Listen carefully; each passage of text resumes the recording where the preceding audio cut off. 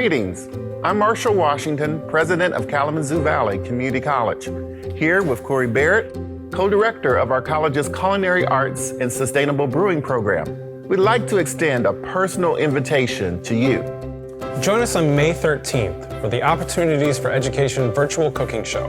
We've teamed up to raise funds for student scholarships by sharing a recipe for a delicious chocolate sweet potato tart.